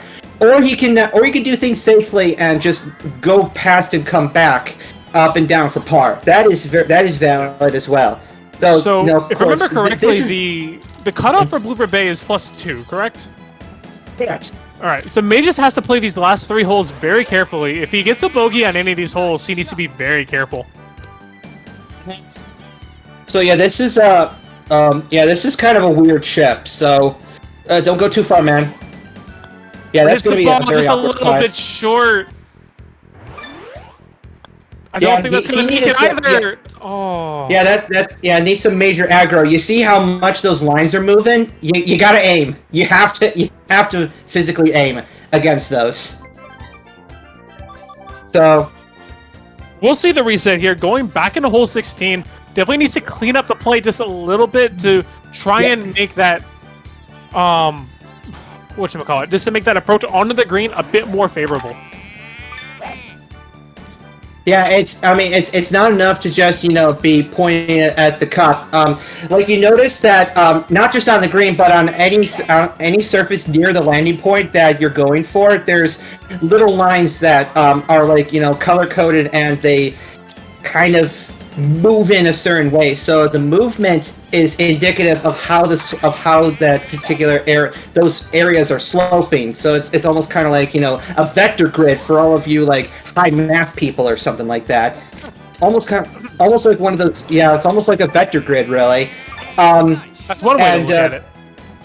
And anything that has a blue hue to it is lower elevation than anything that's red. That's higher elevation. So you can get as technical as you want with that, but it just comes down to experience, like understanding elevation changes and how they factor into your shot routine. All right, so yeah, coming up to 17. Thankfully, gets back flag, which I think is one of the easier ones. Generally, since it slopes against you, you just gotta give it a little bit of space and just let it roll. This should be pretty good. I think this will be... Maybe it'll roll a decent bit, but not bad. He should have a flat putt. Nice, and he does make birdie, going back to even. Yep, just had to not overthink it.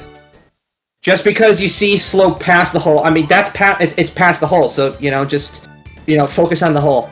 All right. So we are going to see hole 18 on Blooper rear its ugly head back around. And this is a little bit of an unfortunate shot coming out from Mageius, a little bit too far up there. It's going to be very hard to hit around this slope. Yeah, definitely a very assertive shot, but perhaps too assertive. So foregoing topspin might have actually been very good, but still has. If he clubs up sufficiently, yeah, he's still got room to go up there. For sure. It's just a very treacherous position right here. Going to be able to make it onto the green here, though. Wisely, very tight. Perhaps wisely deferred to the auto. It was a weird exchange of events. So he got hot ball RNG, but at the same time was also given a slight hook. So that kind of nosedived his ball. So those sort of canceled each other out. So yeah, that was just a weird exchange that worked out well. All right, just got to make sure he hits high. We are going to roll to the bunker, and this is not the worst lie I've ever seen. Yeah. I mean, I think he has a comfortable up and down. Just cannot hit short.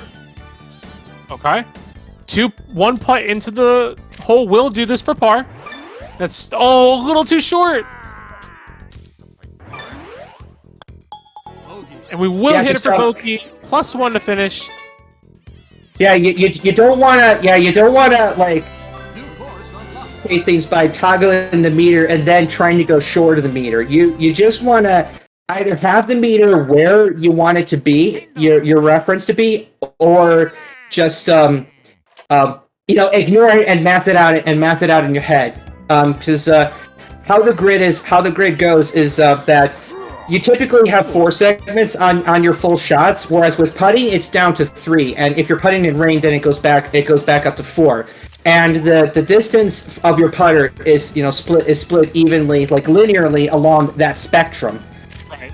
And one so interesting then, thing we do see here is the switch to Bowser.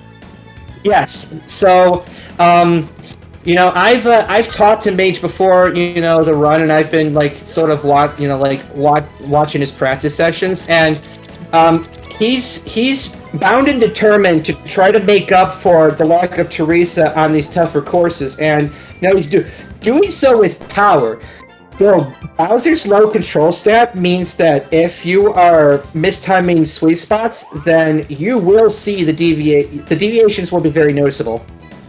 That's one thing that is about these higher power, higher distance characters like Bowser, Petey, Wario, and Donkey Kong, where you see, because the longer drive distance, you have so much less control over the control of your shot over those smaller sweet spots. So it's so imperative to be able to hit those sweet spots as often as possible to avoid any lack of control, especially on high courses like Peach's Invitational.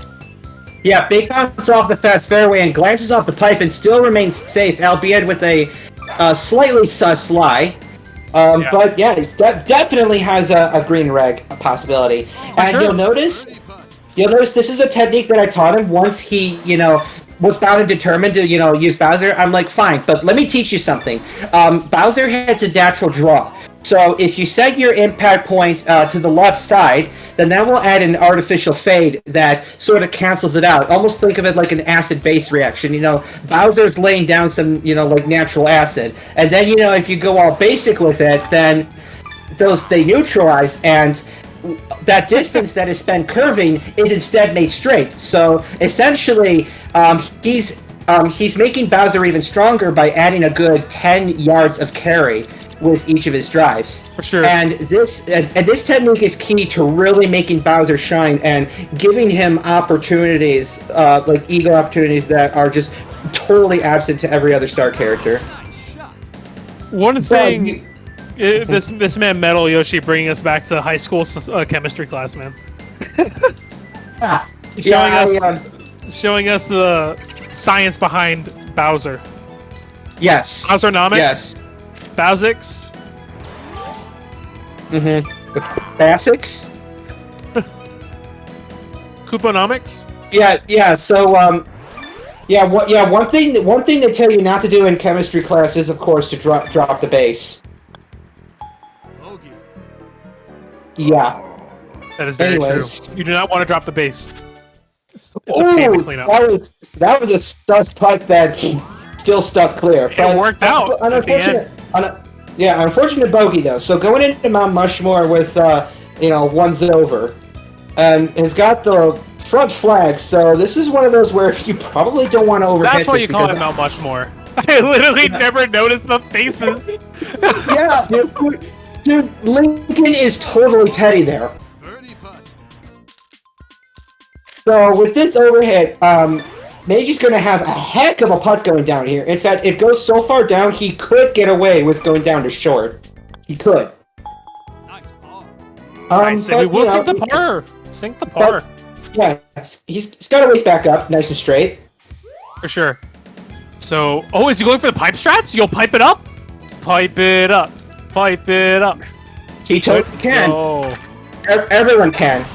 All right. Is he gonna try to time it himself, or is he gonna trust Big Delicious Auto? No auto, not the hook. Ah, sad hook. Very unfortunate, barely missing it. So what happens with auto? This is a pretty bad lie, actually. Now. It's a bad spot because he's got this big old hill in front of him. So best he can do is try to contort a shot in some way that trickles down the fast fairway and is somewhere playable. Sure. And I think kind of sort of does that. So he'll probably be about, I don't know, 100. Okay, I was gonna say 100 50-50, but that was a little optimistic. But definitely has a shot. Oh, back flag. That is hideous. This is one that you definitely don't want to carry over, but at the same time, if you're hitting to it, your ball otherwise goes way back. Yeah, that was literally just short of a dunk. That was sadness. No! Oh no, it goes into the water! Sadness. This probably... Yeah, I oh, bloody heck, man, you don't want to give that up, otherwise you're going back to your whole one save or just restarting outright. Yeah. Yeah. So going back for the pipe strats. Yeah, calm down. Yeah. Pipe it up, baby. Not afraid. Of course, what you do after the pipe, that's the real question. Because you're about 250 out. Bounces off of the pipe. Yeah, almost forgot the impact point and got it pretty close, but yeah, once again, the hook that deflects it just left. The wind was not that much. The wind would not have been that much of a problem. But yeah, it was. Yeah, the hook. That little deviation was enough to, unfortunately, ruin that plan. So if he decides to try to pull this off, I'm not 100% if Bowser can carry the green outright, even with his power and with his neutralized shot. Might have to resort to the, Megalodon Metal Yoshi only bounce off the fast fairway and high bounce to the green. In what makes little sense other than to people that understand the Magnus effect from your physics class. As to why, say, playing a Steiner to fast fairway with backspin magically makes it, roll so much, bounce so much. Because that's what ends up happening. You should try it sometime. It's a lot of fun, and it opens your eyes. You could even do a similar trick to, I kid you not, just vanilla Bowser is capable of reaching that green pipe on the first hole with a big bounce off of fast fairway. A backspin bounce off of fast fairway.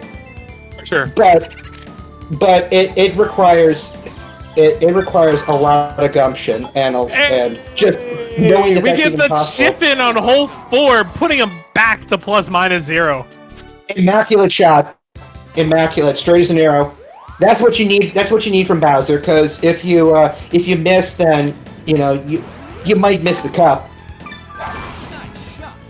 All right. So yeah, this whole you don't want to do anything crazy because you're not going over to that second platform. You're not going over to that second platform. Unfortunately, this channel does not seem to support one of my meme motes, the Bowser finger. That's unfortunate. Yes. Also unfortunate is, he's got himself nestled among mushrooms and other sort of things and is ghosted, so basically the only choice was to just, flub it to the next area. So that's, yeah.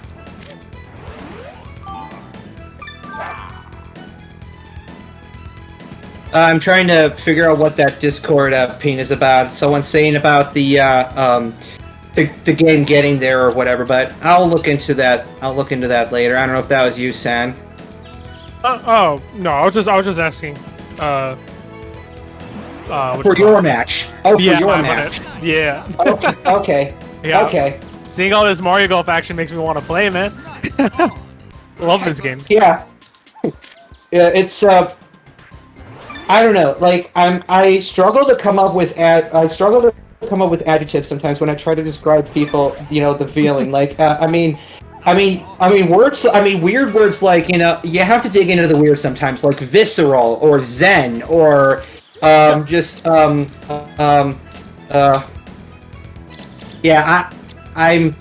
don't know actually.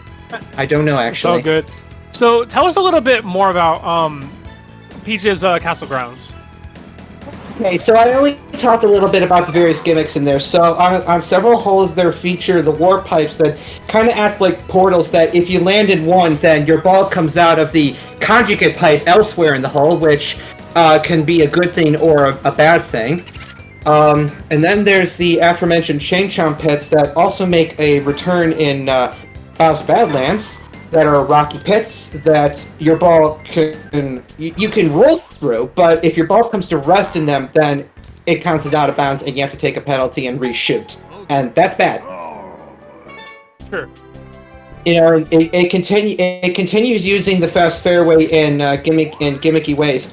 There's also mushrooms that are strewn about in various places that are very elastic, and if your ball strikes them, then you can expect quite a reaction. Your ball will go in the opposite direction very far. Very far. Yeah. So it's Newton's third law and then some. Newton's third law and then some, which leads to delightful glitches when exploited on hole 16, which has some mushrooms that are positioned in such a way that if you shoot between them, then basically you can create an overflow. And when the game overflows, then weird stuff happens. Very weird stuff happens. Yeah, you know, ball can launch in the sky. You'll be on rock 500 yards up, or the ball will do, you know, multiple loop-de-loops, and heavens knows where it ends up after that.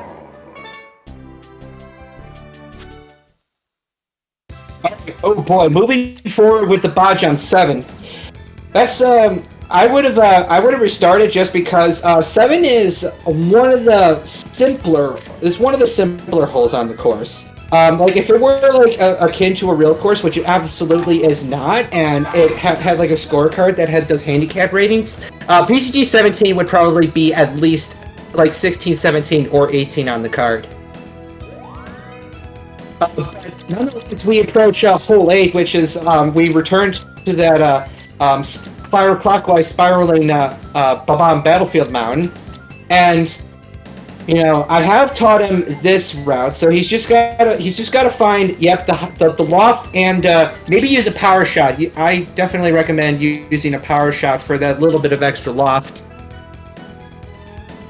Yeah, definitely a draw is very sus because that is going to lower the loft, but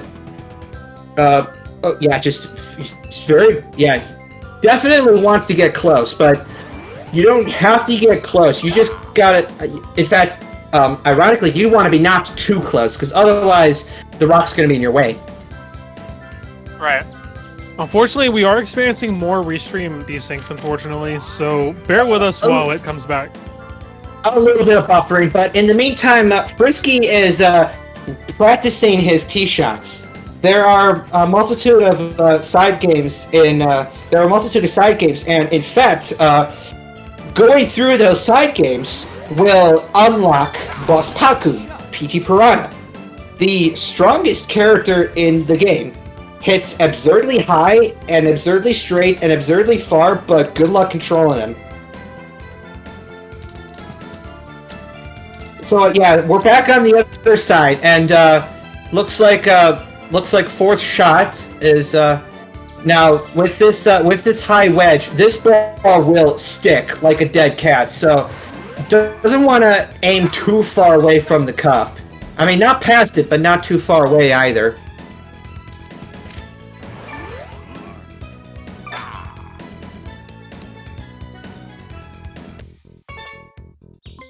You still around, Sand, or?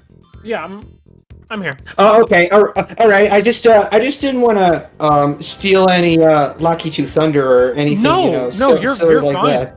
You're fine, dude. I was just I don't want to step over you. Just passionately rambling on about Big Babam there. Which no, you're good. You're good.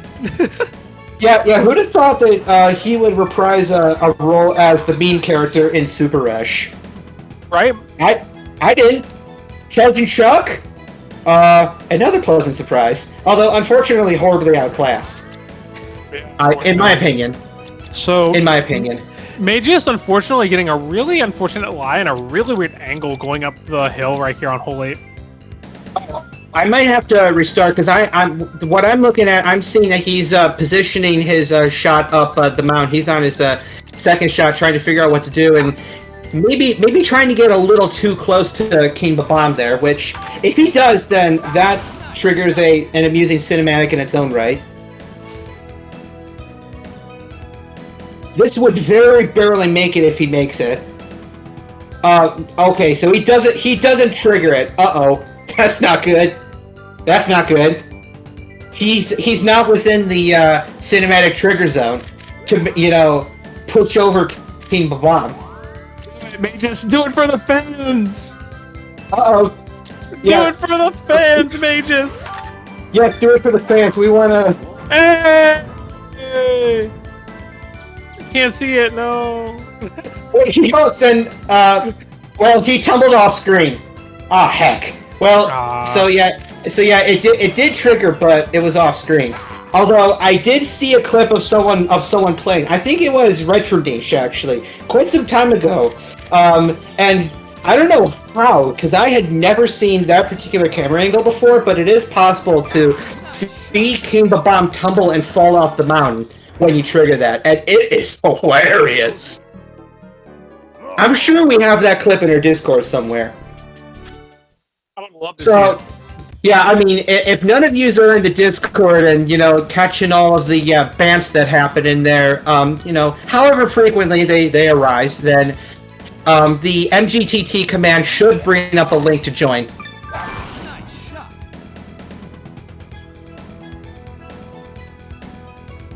Okay, just had to make sure that he got his impact points set, because if you swap that, then that ball goes way left. Way left. That is too much acid. It becomes, I guess, what chemists might call a super acid. What are some of the holes on Peach's Castle that are troublesome overall for most runners? We've seen hole 8. In fact, pretty much all the par 5s are magna opie in their own right. And so, you know, if you're not perfect with your tee shots, then you're looking at birdie at best, and otherwise if your second or third shots go awry, then oof. I think I accidentally went back to hole 8. Oh no. But I mean, and the desync as well. But in general, the back 9 in PCG is probably the hardest set of 9 in the game. I think. I think a lot of people think, like, even harder than front or back of Badlands. Alright, I think we're back now. That's stiff competition there. Okay, yeah, so setting up the path on Babam 8 again. Just the one thing is not overhit. That's the one thing. Don't get greedy. Oh god, do not get greedy, my dude. The wind will scarcely factor into this. Alright, good sweet spot though, so... Honk. That's what I was afraid of. Don't get greedy. You want to set yourself a little away from it so that your wedge can go over to the green. Yo, 3-player match, let's go! Incidentally, there is a category in this game that uses 3 players. So, one of the side modes of the game, and an excellent category in its own right, is rain attack. And over the course of several holes on each course, you navigate through going through rains along the way, and you have to get par or better to win to advance. And there's 36 of those holes for rain attack, and something that is unknown to many a player, even like ones that have said that they've played the game for years, is that there are multiplayer co-op rain attack challenges. Really? Yes. That it is delightful. So, and there's a lot of bants and bickering about, people taking their shots and doing their part and whatever, and everyone has to get par, as, there's more rains and more intricate layouts. Like, 4-player is a gem, but how to get there is, you would select your multiple players through the character select as you do, and when you go to rain attack, Then there's either Face Off, which basically is just like a competition to clear single-player arena tackles, or there's Challenge. And that, unintuitively, is the co-op mode. And So, unfortunately, Mageius is calling in the forfeit for the race. He has some other family stuff to attend to. Understandable. Understandable. So yes. Okay, you clicked the button, alright. Yeah, Mageius will be calling the forfeit here. Okay. Unfortunately. So, I will be bringing Friskiest over in to the call here. GG's to everybody. GG's to Mageius, and congratulations to Friskiest for entering and playing today. We very much appreciate you and everybody watching. So without further ado, I'm going to drag Friskiest in here so we can have a talk. Absolute pleasure. You know, this whole bouncing off thing worked out better than I thought it would. So yeah, momentarily we'll have a triangular court to ping pong about. I've never played 3-player ping pong. So I don't think anybody got their bingos, unfortunately, because I think Frisky ended up playing Badlands too well. Yeah, for sure. Frisky has played Badlands very well, and overall did a lot of great things during this run. GG's to everybody. I believe we're waiting for... Does Friskiest have to get added to the Discord, I think? Yeah, so momentarily. Yeah, I lost. Shot by shot, I just totally couldn't capture it because at a high level, this game goes very fast. I would argue that Super Rush in certain ways goes faster just because you can speed up the shots as you play them. But as far as technical execution of shots goes, this game is very fast. So like unlike Super Rush, it's you click button. It's a 3-tap system. So set power, and then 1 second. 1 second later, set power. 1 second later, and you've got to process the the RNG number or anything else that you're considering. And within that 1 second, sweet spot. So for sure. Oh, yeah, we gotta get the invite going through. Yeah, I'm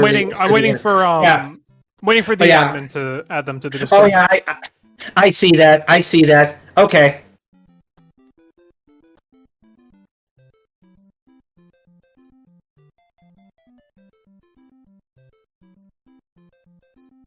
All right, so we will be waiting shortly. But overall, Metal, how did you enjoy that race today? I felt like it was really fun to watch, for sure. There were so many crazy moments that happened on both players' streams. And I feel like overall, unfortunate that Mageius wasn't able to finish the run. It was still fun to watch them grow and progressively learn throughout the run. Absolutely, yeah. And I mean, just seeing the perspective from the outside of like the different mental approaches, routes, etc. that different take. Like, I think that maybe at least on half of the holes, different routes were taken. All right, so actually what we're going to do, we're going to do a quick interview with Mageius first while we wait for Friskiest to join. And then afterwards, we will interview Friskiest. Sure.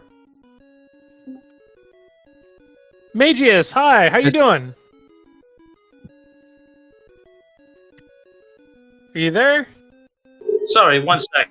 Hey, no worries. Yep, he just had to unmute and all that, so... It is all Sorry about that. No, Sorry you're fine. How are you doing, man? Holding up, considering my significant other is not feeling the best, and, well... Yeah, no, it's all worries, man. Real life stuff always comes first, so... it's all good. I'm glad I got to show off Bowser to some degree. I mean, he's actually good once you get the control for him. For sure. Yes. So, overall, what was... just like a general mindset that you had going into this race? I know you said that you were mostly doing it to have fun. And overall, it definitely looked like you had a lot of points where you like messed up, but then you learned from that mistake really quickly and made the proper adjustment to improve from that. So, like, what are your thoughts on the on your run so far today? Just par. I mean, heck, I got an eagle on one. Hey, you did, man. That was sick. You have some really good ships too overall. But how are you feeling right now, though, for overall performance? I think I'm improving. I think I need to improve somewhat, but at least we're getting my shots on that one. But as I've said before in the Discord, if you want to get good at the power shots, just take, instead of like the very end, just move it back like 1. It'll give you the entire 3-frame window, and it just, if you can get good at that timing there and your other thing, you can hit power shots for days. For sure. For days. For sure. It's all about like working your way up. You know what I mean? Taking stuff bit by bit, piece by piece. So. Yep. That's very good. That's very good advice. Just starting out, and in fact, it is insanely helpful. When Blue Candy and I did blindfold running, and we were struggling to keep power shots that we needed, because inevitably we would not always, hit the full power that we needed, or that we really appreciate having power shots to take shortcuts or get green and red chances, because you're never guaranteed straight putts. So it's a very valid trick.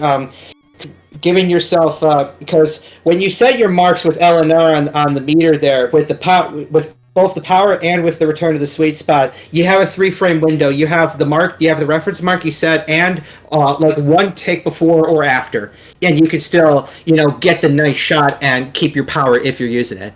And for sure.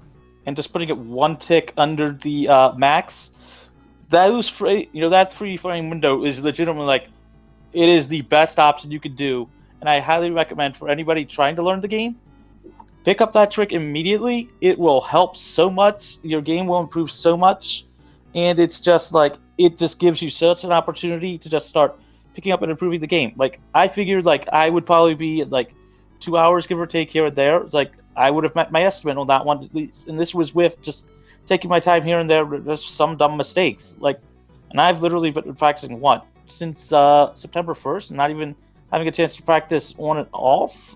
So yeah, I encourage a lot of you, if you got the game or just want to try picking up a very quick but fun and interesting speedrun, learn it. It is a good game to learn. For sure. Yeah, so I could definitely see that you have taken your game beyond what is presented in the in-game lessons, which I'm not sure how many people would have bothered with that initially, unless they automatically would pop up randomly when you let the title screen go, and it's like, hi there, reaching the green, and stuff from Toad. But I mean, those are very helpful to start with, but in order to like actually speedrun and have sort of that Zen Buddhist manipulation of your shots. No, like you definitely have some of that. You understand the impact point. All that just comes with time. Everything just comes with time.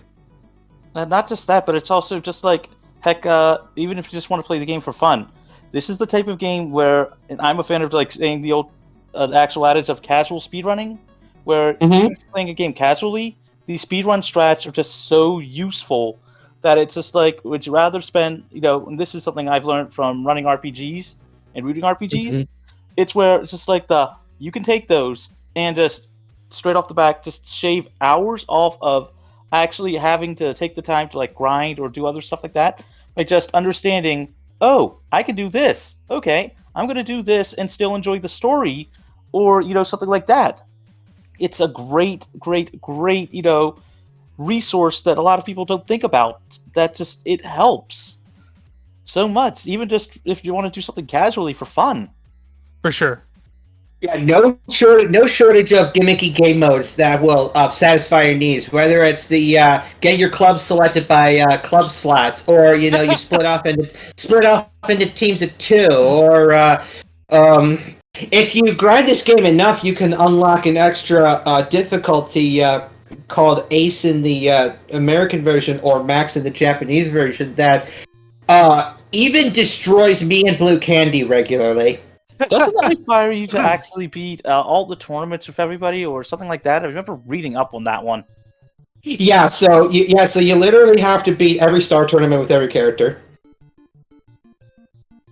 So, So- that's in the North American version, anyway. Mercifully, in the Japanese version, all you have to do is beat Bowser's character match. Nice. Also, highly recommend. I have to say, having the actual club slots, that'd make it a fun randomizer tournament. That could be really fun to see. Yeah, I mean, if you have good enough eyes, it's not super random per se, but I mean, I guess you could just agree to close your eyes. Yeah.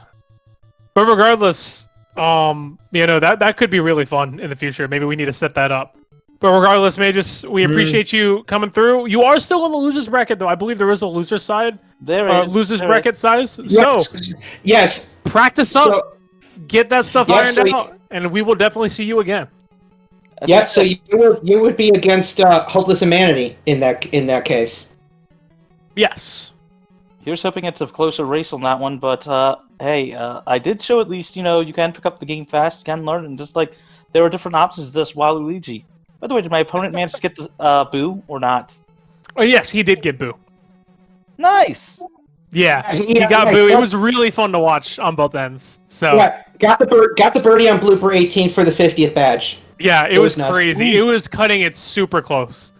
Sweet. And- I know that. Yeah, definitely that- recommend going back that- and watching the VOD if you get the chance to. Yeah, that was after taking the sack on blooper 2. They said they were going to. They said they were going to. It was definitely Yeah, worth it I in the mean, long run. It definitely paid off. It's one of those things where if you take that step and you're confident, what you're asserting to yourself is, okay, I need 8 other birdies on the course, which you're probably going for at that point if you're trying to get Teresa anyway. But at the same time, it's, oh heck, I need 8 birdies in Blooper Bay. Correct. That was really scary for him. But regardless of that, Mageius, once again, appreciate you coming through here. Thank you again for playing today. GG's all around. Looks And like we'll catch you next time for sure. Sure. Pulling my opponent. Looks like they want to say something. For sure, man. Yes. That's a second. got Jack first. I gotta run out to take care of my significant other. Yeah, no worries, man. Discord. You have the rest of a great night. You too. And we will see you guys next time. Best of luck the rest of the tournament. Pass it along to them. Yep. Yes, please take care. Sure. Pass along to my opponent. Let them speak. For sure. Have a good one. All right, guys. So Once Friskiest again- is set up. GG's to everybody. Friskiest is set up now, so we're going to bring him in here. We're going to chat for a little bit, and then we're going to go ahead and cut the stream off for the day. But once again, our winner for the tournament, Friskiest. Welcome, man. How you doing? Hello. How you feeling? That was probably like one of my most interesting runs I've ever done since I've been doing a few practice runs over the weekend. This one was certainly like one of the most interesting runs I've ever done. That's fair. It was vol- I mean, it was you were cutting that volatile, but in a very good way. close on a lot of situations.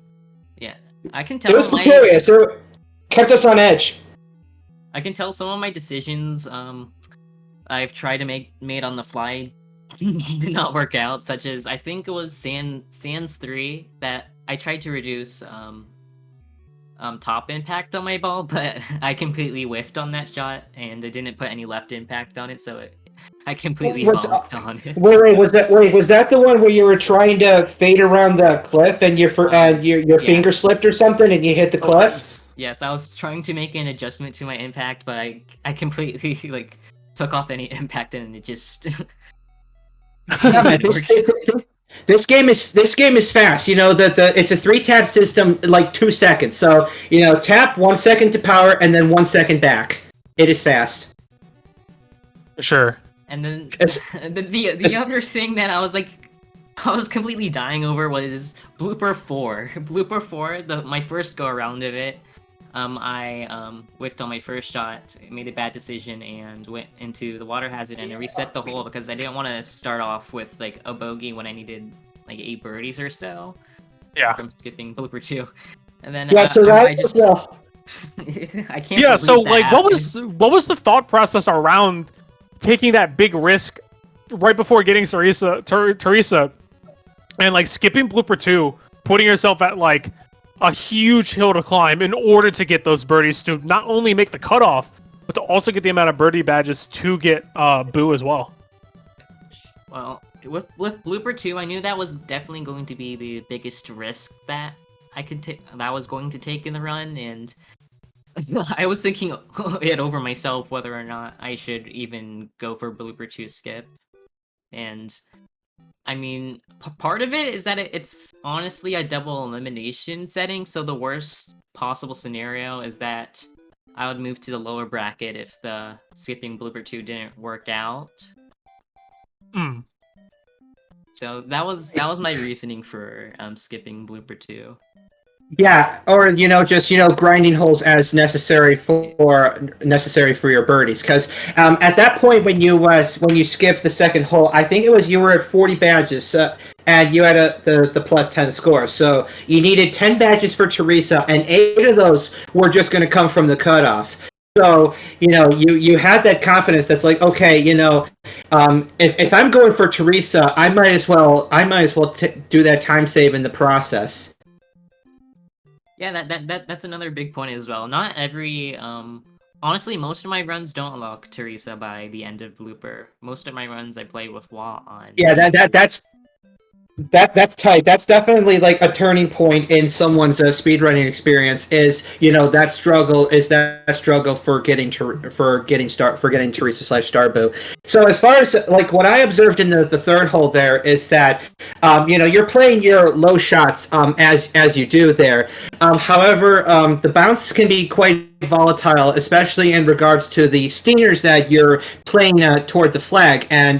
And so even with backspin, the thing to note is that it's not quite like backspin in Super Rush. Here backspin, yeah, while there's kind of like a sort of a backward momentum, at the same time you're getting a higher bounce while still maintaining that momentum from the steamer. So if you're playing low and fast enough, then backspin might actually be counterproductive for you. And in fact, if you combine this with fast fairway, you can actually get some pretty insane bounces. So in that case, I mean, you would have been fine if your shot had carried maybe 1 or 2 yards less, and you had carried to the fairway instead of the green, because you get much bigger bounces off the green than you do off of the fairway, or off of the green. Yeah, you get much bigger bounces off the green than you do off the fairway. That's definitely interesting, because for me playing Super Rush a while, that's never really been a big factor, is bounce, to be honest. So yeah, like certainly a different interesting change. Yeah, I mean, spin is backspin is insane in Super Rush, but yeah, I'm just trying to think of other standout holes. Like what do you remember? And I might be able to trying to remember, because trying to juggle my eyes and my ears. I got one. What was your how nervous were you going into Blooper Bay 18? Blooper Bay 18? Yeah, I mean, knowing that you had to birdie that very hard hole in order to get Starbu. I was definitely a bit nervous. I definitely took things a bit slower, especially on the putt. I took my sweet time. Yeah, no, we definitely saw that. You definitely adjusted for that, like, very carefully, which was very important too. But I knew that I at least made the cutoff, even with a par for that course. So the worst case scenario, like I've played with Waluigi, as I said, many times on Peaches, so I wasn't too nervous. But of course, I'm very glad that I didn't end up unlocking Boo for Peaches. So for sure. People don't give the little characters enough credit. If you play them assertively enough, then you can get green and red on every hole.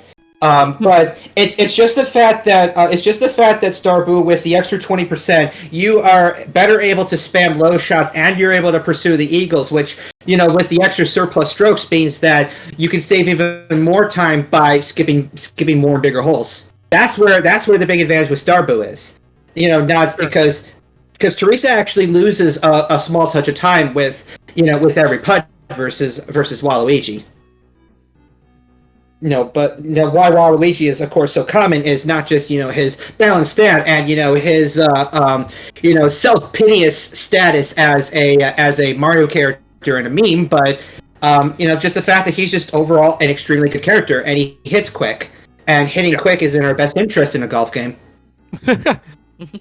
It definitely helps to hit quick for sure. It's like the entire objective of the game of golf is to play as little of it as possible. But yeah, overall right now, you're probably looking at one of the fastest times that we've seen out of any of the other competitors so far. How do you feel about that time moving forward throughout the rest of this bracket? Do you feel like you have a chance to win? I mean, I feel pretty good. Just later on, skipping blooper 2s, it's still probably going to be the same situation. I'm still going to question whether or not to actually skip blooper 2. Because it's even for me, if I'm not playing too well on it, it can honestly be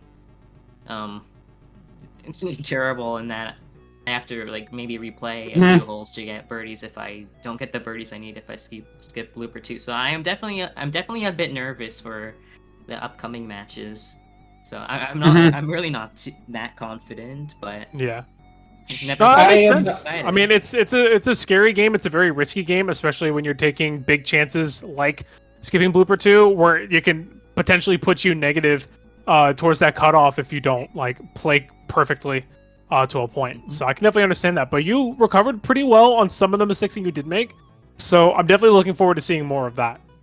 Let's see here. I've got a couple little things, depending, time pending. Yeah, we can knock them one or two of them really quickly. Okay, so I just want to revert back actually to Latitude Valley, and I was impressed. Well under 9 minutes. So obviously you have a systematic approach for tackling it. So how do you practice Latitude Valley and get it down so quick? Well, with Latitude Valley, I guess it's mainly because I have notes beside me saying the basic eagle strats for them, which after practice I kind of get a small memorization for those eagle strats. Right. Well, I mean, I should stress though that these are insanely difficult to pull off, a lot of them, because I mean, despite the fact that you have no wind to deviate, with you, not only are you trying to time, double frame perfect to your power and your, relation to sweet spot timing, but you also gotta usually hope that neutral energy arises. Because that's what happens most of the time, but sometimes it doesn't, and so you're going to end up a little further or a little less, which is never a bad thing. You're still inside 10 feet virtually every time, regardless. But that's just one time for for whole par threes. But if you're trying to do this for par fours, then it's it's harder still, because you still have two pins to consider. So you have completely different shots that you need to execute. And in the case of par threes, you either have this one or this one. Which one is it? Or so you have to have you have to learn to have this tunnel vision to see all the way to the end of the hole what the distance is and elevation change, so that you know where you're going. That is a high level skill. Like to anyone who's watching or is prospectively trying to get into it, I would encourage you to learn to see the impact point, see where it is, and then all of the rapid fire calculations that the top players are making are literally based off of the impact point and where that is in relation to the pin. Yeah, those rapid fire calculations have definitely been what I've been trying to practice the most, because when I was starting off on these speedruns, I think it was about a week and a half ago when I started practicing. That was definitely my greatest struggle, especially on the par threes, just attempting strats for par threes, is that I couldn't make those rapid fire calculations. Right. It took quite a while. Even on, I believe it was Latitude 16, where I clubbed up to the 4-iron. I think that's the only strat I did get in the run. Oh, that was the hole-in-one. That's right.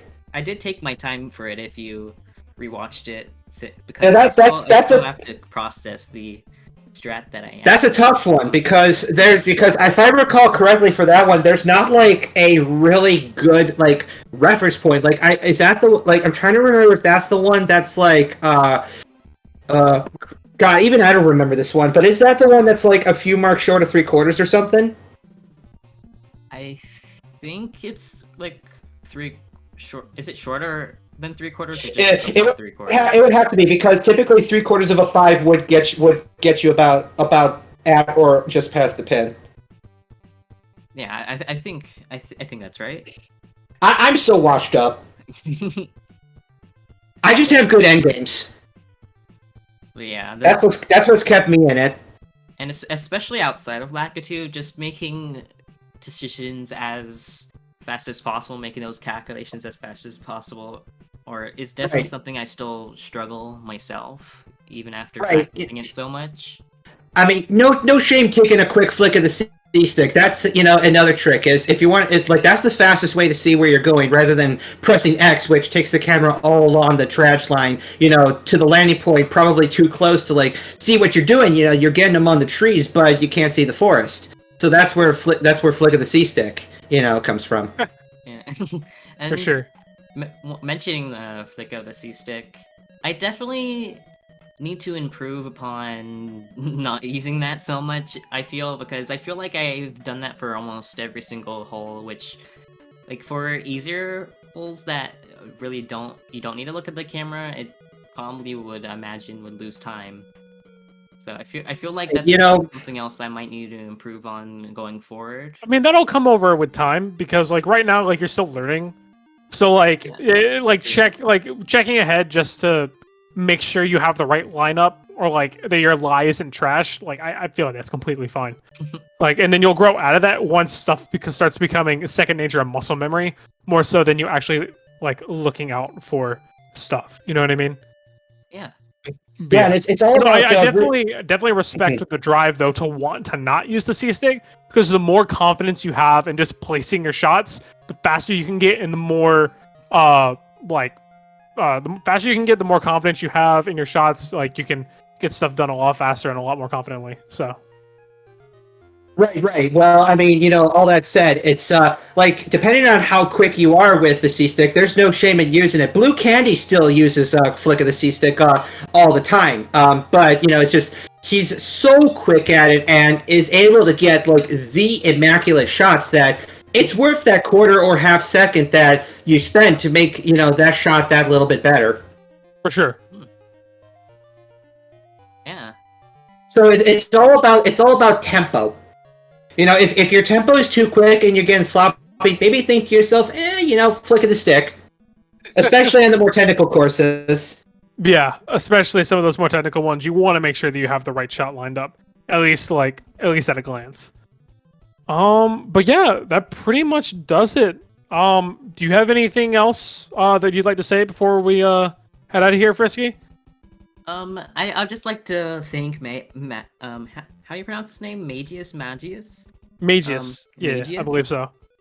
I would like just to thank Mageius because I know this was, I believe, their first ever run of this game. So even though they didn't finish because of IRL appointments or whatever, I do think Mageius, even though this was their first run, they still did incredibly well, and I think it's really good to see character diversity, and not just with Waluigi, because even though Waluigi is the fastest character due to their putting animation, like I do like to see character diversity, because I think you mentioned this, that you can make every green in regulation with any character. From back tees too. These two. You just got to be assertive and lucky enough. Yeah. But yeah, no, it was really fun to see the different strategies, how y'all both started with Waluigi, but then we saw the mage derive over to Bowser in the later holes. So it was really fun to watch that, and I can't wait to see more of this tournament and see what else the rest of the players can bring to the table. So, once again, best of luck to you for the rest of the tournament. Thank you. And I am looking forward to seeing what else happens, man. It's going to be fun, and I can't wait to see more Mario Golf, man. Thank you. I'm still sad that I choked that PB on Bowser 17. Hey, man, it happens. Every time loss that you have now is just make up for later to PB. All right, thank you so much. Yeah, no problem, Frisky. You have a wonderful night, all right? All right, thank you. Yep, thank you. All right. All right. Well, I think that about does it for us. You have any closing words?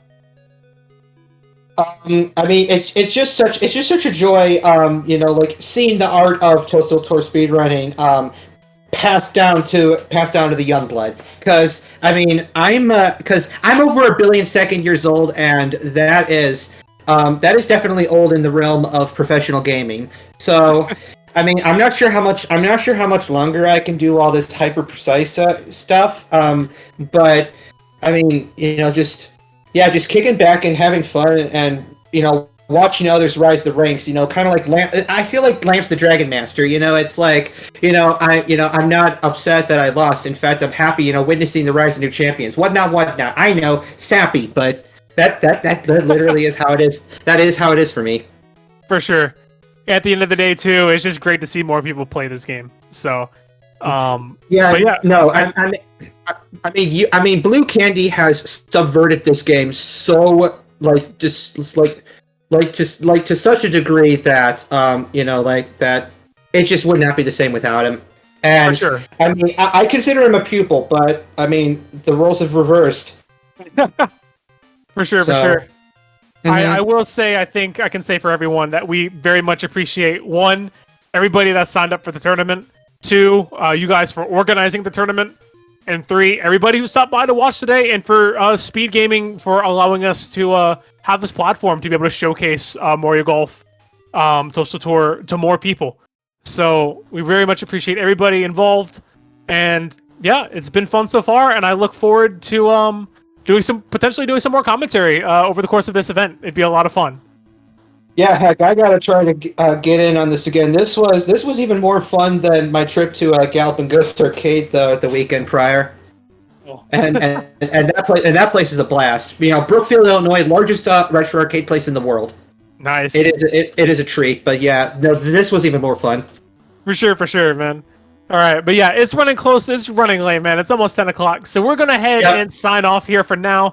But we appreciate everybody coming through here, and we will see more of you guys with more Mario Golf Toadstool Tour 80% Tournament 2021 later this month, and probably later this week too. So please, if you guys like what you see, follow SpeedGaming 5, and be on the lookout for more great Mario Golf Toadstool Tour action, guys. We appreciate everybody for watching, and until next time, take it easy, everybody.